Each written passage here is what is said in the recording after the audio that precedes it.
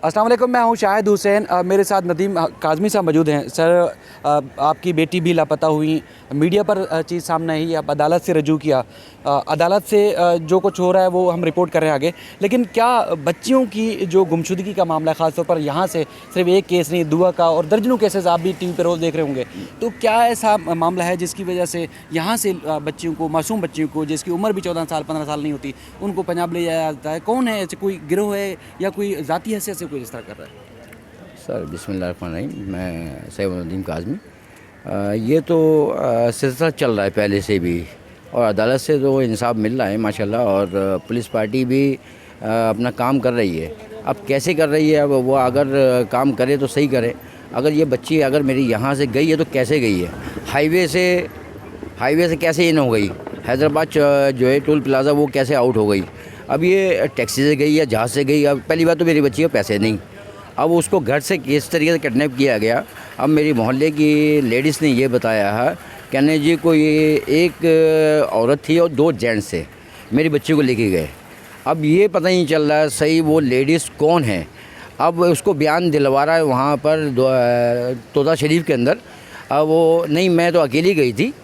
अब अकेली गई तो ये तो बता तू किसके साथ गई? अब उसको ज़्यादा पीछे से उसको हाईलाइट किया जा रहा है, तो ऐसे बोलो, इस तरीके से बोलो। अगर ये मीडिया भी देख रही है और पुलिस भी देख रही है, पुलिस भी कोई तरीके से काम तो कर रही है, पता नहीं चल रहा सही पुलिस काम कर रही है या नहीं कर रही है। सर, इस वक्त इसमें निम्रा की वीडियोस भी अपने शोहर के साथ जो कि सामने आई थी, जिसमें वो खुश लग रही थी, तो आपकी इस दौरान निम्रा से बात हुई हो? क्या कोई तशद्दुद हो रहा है उसके ऊपर, कोई जुल्म ज़्यादती हो रही है? कभी उसने खदशे का इजहार किया कि उसको अगवा किया गया है?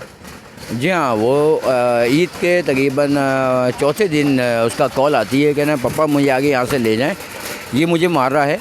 और वो रो रही थी मुझे, कहना पापा मुझे, मेरी तबीयत सही नहीं थी, मैं टैबलेट खा के थोड़ा लेटा हुआ था, तो मैंने ईद भी नहीं मनाई अपनी बच्चियों की वजह से और मेरे अपने बेटे की वजह से। और मेरा बेटा भी बहुत परेशान है और मेरी बेटी भी वहाँ परेशान है। अब बेटी मेरी बाज़ाब नहीं हो पा रही है। भाई इंशाल्लाह हाई कोर्ट से अपील है, वो कर रही है, काम भी कर रही है माशाल्लाह, और पुलिस वाले भी काम कर रहे हैं। पहले जो पुलिस वाले थे वो पहले काम नहीं कर रहे थे। अभी इस वक्त जो है वो एक एतराज़ हुसैन था और एक दूसरे और थे, इन्होंने जो है फ़ाइल बंद कर दी थी। फ़ाइल क्यों बंद करी मेरी बच्ची की? भाई क्या वजह थी? क्या कोई वजह होगी तो जब भी आपने फ़ाइल बंद करी, या फिर आपने वहाँ से पैसा खा लिया? पैसा खाया तो जब भी तो उसने फ़ाइल बंद करी। जज साहब ने बोला तुमने फ़ाइल क्यों बंद करी? अच्छा, ये जैसे सिंध में कानून है, आपको पता है कि 18 साल से कम उम्र बच्ची की शादी नहीं हो सकती। आपकी बेटी की उम्र कितनी थी और उसके बाद फिर क्या, अगर कम उम्र थी तो वहाँ पर कैसे शादी हो गई? किस तरह की जो है वो निकाहनामा भी सामने आ गया? सर पहले निकाहनामा थे तो पहली बात तो उसकी तस्वीर पहले नहीं थी। अब दूसरी निकाहनामा जो बनाया है, जिसने ही बनाया वो गलत बनाया है। 14 साल 3 महीने की मेरी बेटी है, और अभी तक जो है वो जब दिखा रहा है अपना मीडिया के अंदर या किसमें के अंदर, तो वो तस्वीर मेरी बच्ची की स्कूल की तस्वीर थी, वो उसके बाद कहाँ से आई? ज़्यादा बैग से कोई काम हुआ है तो ज़्यादा उसकी तस्वीर पहुँची है वहाँ पे, उसको दिखाकर कह रहा है जी मैंने तो निकाहनामा बना लिया।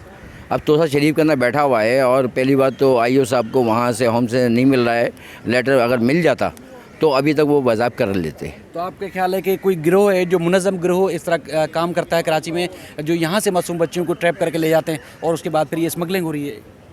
सर बिल्कुल, मुझे ये कुछ तो ख़बर पता चली है, यहाँ से लड़कियों को किडनैप करके फिर उसके बाद दुबई या सऊदीया में ये इनको सेल कर रहे हैं लड़कियों को। और पंजाब ज़्यादातर, ये पंजाब में ज़्यादातर ये काम हो रहा है। और पहली बार तो 3 लड़कियाँ भी बाज़ाब हुई हैं, और दुआ तो अभी तक नहीं मिल पाई, किसी कर्नल के पास है वो। मैंने मौला के सदक़े के अंदर वो बच्ची मेरी, और दुआ आ जाए, बड़ी इनायत करम के होगी अल्लाह पाक की। तो अभी तक ये समझ में नहीं आ रहा वो कर्नल साहब कौन है। आर्मी के कर्नल हैं तो फिर तो नाम के कर्नल है, फिर तो पाकिस्तान के दुश्मन है वो। जो इस बच्ची को अभी तक अपने पास रखा हुआ, मैं नहीं दूंगा। क्यों नहीं दोगे भाई? किस लिए दोगे? अदालत का भी हुक्मनामा आ चुका है, हर सूरत बच्ची को पेश करो, उसके बाद फिर बच्ची का जो भी स्टेटमेंट होगा उसके बाद फिर जो भी फैसला होगा किया जाएगा। मैं तो दुआ ये कर रहा हूँ मेरी बेटी और दुआ बाज़ाब हो जाए मौला के सदक़े में। वो भी अदालत ने अभी हुक्म किया है इन दोनों को बाज़ाब कराई जाए। ठीक है सर, आपका Thank बहुत you, sir. शुक्रिया। हम आगे भी देखते हैं इस केस को, इंशाल्लाह मुकम्मल फॉलो करेंगे। फिलहाल साहब, आज जिस तरह समाअत हुई, कल भी आपने देखा कि जस्टिस मोहम्मद इकबाल करोड़ों की सरबराही में 2 रुकनी बेंच ने जिस तरह दुआ जहरा के केस में पुलिस को पाबंद किया था, आज निम्रा काज़मी के केस में भी हर सूरत पाबंद किया है कि 25 जो है वो मई को बाजियाब कराकर अदालत में पेश किया जाए। देखिए, बुनियादी तौर पे कोर्ट ये चाह रही है कि वो इस बात का जायज़ा ले कि क्या वाकई इन बच्चियों ने पसंद की शादी की भी है या फिर इनको ज़बरदस्ती यहाँ से अगवा करके ले जाया गया है, क्योंकि माजी के अंदर मुख्तलिफ़ किस्म की रिपोर्ट्स आती रही हैं। अब अदालत सिर्फ इस बुनियाद के ऊपर ये जांच रही है और इसी मकसद के लिए आज भी केस हुई। कल भी आपने देखा, हमने दुआ ज़हरा की एक डिटेल हेयरिंग की थी और उसके बाद जो है वो उसके मीडिया के थ्रू हमने बताया था अपने देखने वालों को।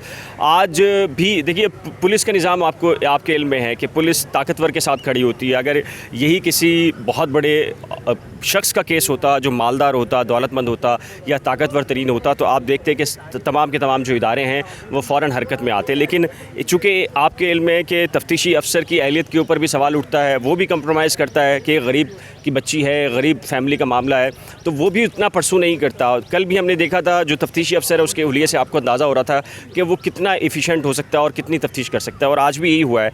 और उनकी जानिब से बार बार, और एक चीज़ अदालतों के अंदर ही चलती है, लोग ये कहते हैं कि जी अदालतों में केसेस जो है वो बरसों बरस चलते हैं और 10-10 साल ये केस चलते हैं। क्यों चलते हैं? बुनियादी वजह तो यही होती है, जजिस ने जाकर इन्वेस्टिगेशन तो नहीं करनी होती।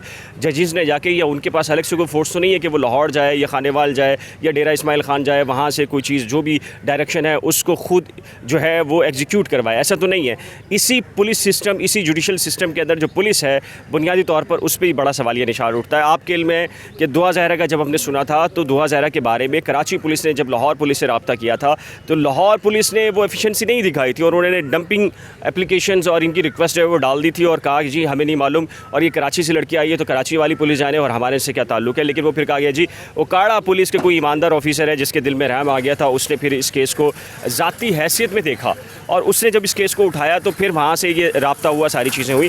तो ये सिस्टम है हमारे मुल्क का, बदकिस्मती से जो पुलिस का निज़ाम है उसकी वजह से इस तरह के केसेस जो कि मेरे ख्याल से 1 हफ़्ते या 2 हफ़्ते के अंदर सॉल्व हो सकते हैं, लेकिन वो बरसा बरस चलते हैं और फिर जुडिशरी के ऊपर एक सवालिया निशान उठता है कि जी अदालतों से यहाँ इंसाफ नहीं मिल रहा। हम यहाँ देखते हैं कि लोग आते हैं फिर चले जाते हैं। बुनियादी वजह क्या है कि सरकारी जो महकमे हैं वो बार बार ये एक ही रिक्वेस्ट करते हैं, सर हमें टाइम दे दीजिए। फिर जजेस क्या करें या कोर्ट क्या करें? तो आज भी यही हुआ है, तफ्तीशी अफसर अदालत में पेश हुए और उन्होंने कहा कि जी हमें मज़ीद मोहलत दे दी जाए। जस्टिस मोहम्मद इकबाल करोड़ों जो नज़र आया है कल दुआ ज़हरा में और आज इस केस के अंदर, ये लगता है कि वो इस बात पर उनको भी तशवीश है कि जी ये बच्चियाँ आखिर अपनी मर्ज़ी से शादी कर रही हैं या फिर इनको वाकई एक गिरोह है जो कि मुनज़्ज़म तरीके से जा रहा है। जैसे शैला रज़ा ने एक कल स्टेटमेंट जारी किया, उनका कहना, और ये बिल्कुल दुरुस्त कहना है कि पंजाब के अंदर ये काम बड़े पैमाने के ऊपर है कि वहाँ से कम उम्र बच्चियों को ले जाकर फिर बैरून मुल्क, ख़ासकर जो दुबई है, वो कहा जाता है कि इसका मेन मरकज़ है, वहाँ पर बच्चियाँ फ़रोख्त की जाती हैं। अब पहला ताल्लुक़ जो होता है वो इन बच्चियों से अपनी फैमिलीज़ को अलग करना होता है, क्योंकि जैसी आम तौर पर शादी पसंद की होती है तो उसके बाद फैमिलीज़ अपनी बच्चियों से रास्ते जुदा कर लेते हैं। तो उसके अंदर उनके पास एक मौका होता है कि 6-8 महीने, साल, 2 साल के बाद अगर ऐसा कोई गिरोह है, लेकिन मैं ये नहीं कह रहा कि हर पसंद की शादी का नतीजा ये निकलता है। इसमें मैं क्लियर कर दूं कि मुमकिन है कि पसंद की शादियां हों, मुमकिन है पसंद की शादियां और बहुत अच्छे तरीके से वो रहें, लेकिन इस तरह के केसेस भी रिपोर्ट हुए हैं कि साल 2 साल बाद जैसे ही फैमिली उसको परसू नहीं करती और वो गिरोह जो है वो मुनज़्ज़म गिरोह होता है और वो फिर उन बच्चियों को जाकर फ़रोख्त कर देता है। तो आज कोर्ट ने अपनी संजीदगी दिखाते हुए और कोर्ट ने ये कहा है कि जी तफ्तीशी अफसर को कहा है बहर सूरत दीगर जैसे दुआ ज़हरा का केस था वैसे ही आज का डायरेक्शन पेश हुई है। ठीक है, बहुत शुक्रिया। ये क्योंकि सिंध हाई कोर्ट ने दुआ ज़हरा को भी कहा था कि पेश किया जाए और निम्रा काज़मी का भी पुलिस को पाबंद किया था कि किसी भी सूरत सिंध हाई कोर्ट में उसको लाकर पेश किया जाए ताकि उसका मौक़िफ़ जानना चाहते हैं। आज जब ये केस की समाअत हुई तो अदालत ने सबसे पहले जो तफ्तीशी अफसर थे DSP सऊदाबाद, उनसे पूछा कि 16, 17 और 18 साल की बच्चियाँ जो यहाँ से पंजाब ले जाई जा रही हैं और वहाँ जाके शादियाँ कर रही हैं, तो पुलिस क्या कर रही है? तो उस पर उन्होंने कहा कि एक टीम जो है वहाँ पर पहुँची हुई है और बच्ची की वालदा भी उनके साथ है, तो लिहाजा वो पंजाब महकमा दाखिला पंजाब से इजाज़त लेने के बाद रेड की जाएगी तौसा जो कि डेरा गाजी खान के इलाका है, उसके बाद फिर यहाँ से बच्ची को बाजाब कराकर जो है पेश किया जाएगा। अदालत ने पाबंद किया है पुलिस को कि 25 मई को हर सूरत दुआ काजी के बाद निम्रा काज़मी को भी जो है वो अदालत में पेश किया जाए। अब मज़ीद भी जो इस सिलसिले में पेशरफ्त होगी वो भी आगाह करेंगे।